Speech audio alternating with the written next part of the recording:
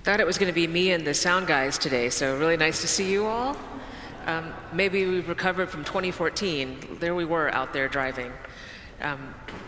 We get to celebrate baptisms today. What a joy for us. As someone told me over cake at coffee hour, the angel Gabriel was baptized at 9 and baby Jesus is being baptized at 11:15. So yay for all of us. The readings you just heard, Jesus is about to be baptized, and he is 30 years old, about 30 in that reading probably. They think he died around 33 or so. So the entire gospel, in all the gospels, are covering about 3 years except for this birth story, and then about 3 years of active ministry of life. So remember, Jesus is about 30 today, and last week, if you remember those readings, he was 12. And that's how it goes in the text as well. There's nothing in between. You go from there to this.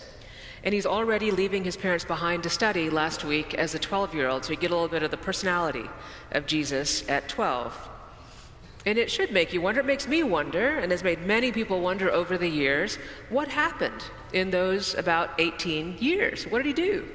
Did he really work in Nazareth with Joseph all of those years? Or as Tony said, was he an Essene? Was he out there with John, out in the wilderness, praying for a new day to come? Maybe.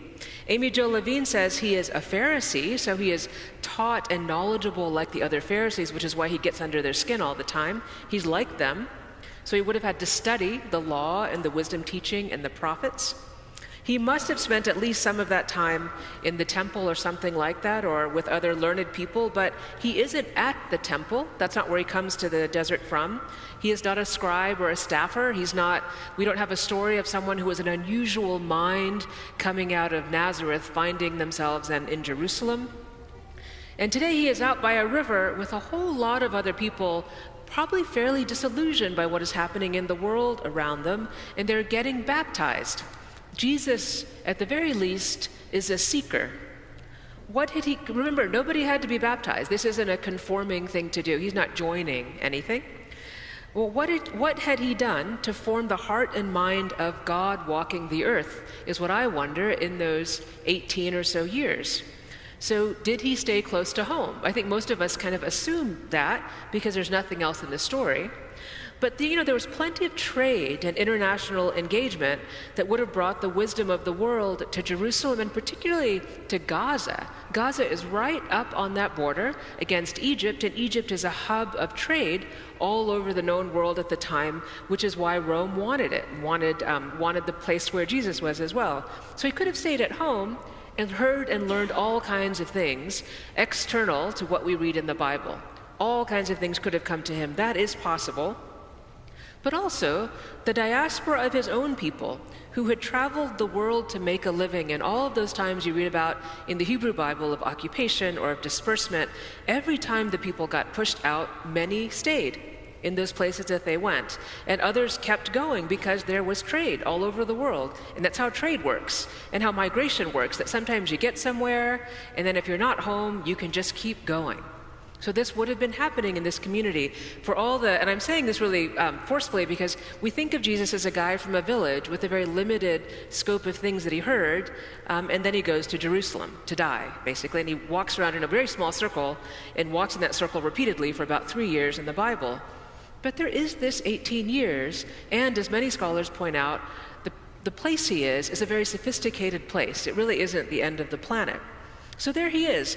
Like other people in his community, he went back far away. Maybe he heard stories from people that had come back from China and India and Ethiopia. They must have gone as far as Kenya because there are trade winds that take you there from Syria. Maybe he went through all of Europe. I wonder if they'd even heard of lands beyond those seas and talked about it in Jerusalem. Or did he go? You can kind of see it in that 12-year-old, right? Seems like the kind of guy that would go. Starry-eyed Jesus saying he'd be back, promising to bring back some money if he could do that, anxious to meet the people he had heard of. Was he kind of a traveler and a spiritual adventurer? It would make some sense about what happens later. The original non, right? Not convinced with what had been before, looking for the truth of now. Did he first go to Gaza and maybe to Aleppo? Did he walk the storied cedar forests of Lebanon? Did he return to Bethlehem regularly to remember the story of his own birth that his mother had told him? Or Jerusalem, where the oldest Christian communities in the world still are today, for now, under occupation, right now? Or did he walk with traders to Egypt and Ethiopia, maybe Tangiers or the Atlas Mountains with the Berbers? He would have known them as well from his own place. They are still there. Did he learn their languages as ancients often did? Did he see the Mediterranean or even the Atlantic? Did he make it to England or Norway? Surely at least France and Spain, because even Jonah tried to go to Spain. Did he see the Sahara? Had he heard of the Buddha and the traditions of the people there, slave and free, poor and rich, powerful and vulnerable, in a particular way that travelers hear about everything and see the underside? Did he come back to Nazareth full-hearted and eager? Did home not quite fit anymore when he got back? Did he not care quite as much as he should about the wedding that everyone was going to? Actually, we know that's true. That's in the Bible, right? And maybe he didn't care quite as much about the right way to do things. We know for a fact Jesus struggles with that. Was it because he had left home and come back today? Was John surprised to see him, his soul brother, his cousin, the one who was about to disappear for 40 days, that Jesus? Or is it disappear again? Was he always disappearing and seeking?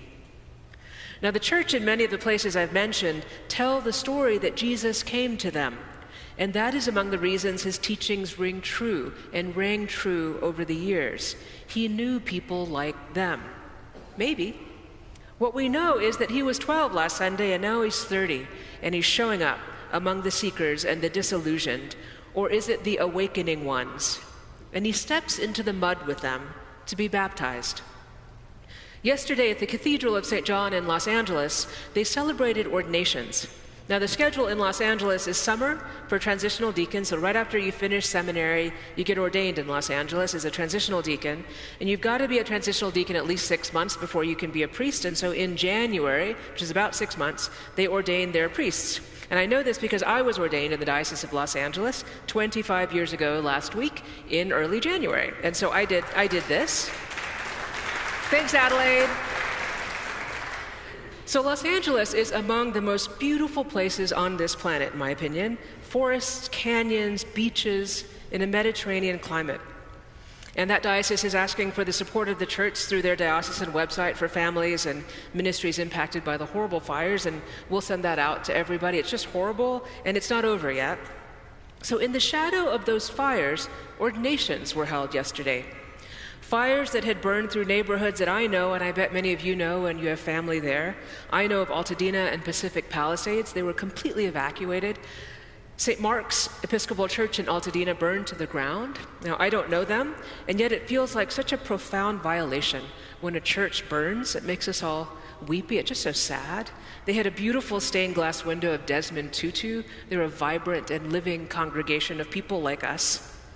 As you know, Canada and Mexico have sent firefighters. Everyone's in this together. So the Diocese of Los Angeles shared a photo from ordinations yesterday of about 40 members of St. Mark's Altadena with a banner, just like ours, we've got one back there, that some of their children had made to carry in the procession at the ordination service because their curate, their new priest, was being ordained. They showed up for him. Yeah, so moving. Families that had lost their church, families probably still wondering about their homes, families probably still evacuated from their homes, right? They made a banner for procession because the one they would have picked up from their church that morning, along with their cookies and their little tea sandwiches to go to the ordination of their new priest, wasn't there, right? The church is gone. And so they made a banner, and it looked, I have to tell you, I think I could be wrong, it looked like it was missing an E, or it had an additional E and maybe missing an A. Like it was made by children quickly, and it was just perfect. It's beautiful. In the latest round of thank you notes for pledges that I've been writing, I keep finding myself wishing you beauty and hope and joy and love, maybe unexpected, in 2025, to look for it.